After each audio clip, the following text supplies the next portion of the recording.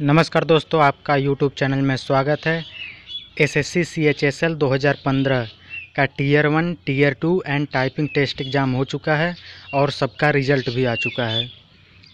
तो आज जो मैं बताने जा रहा हूँ, ये एसएससी ने नया नोटिस जारी किया है, एक फ़ाइल अपलोड की है जो कि टाइपिंग टेस्ट और डेस्ट एग्ज़ाम में एरर परसेंटेज कितने लोग कितना एरर किए थे, इसकी लिस्ट एसएससी ने निकाल दी है, जो कि आप एसएससी की ऑफिशियल साइट पे जाके देख सकते हैं।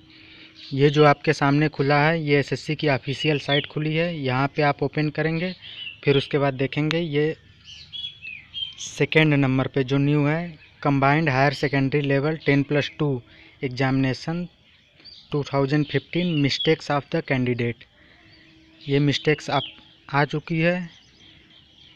यहाँ पे आप क्लिक करेंगे तो लगभग 5 MB की फ़ाइल है, उसे आप डाउनलोड कर लीजिए।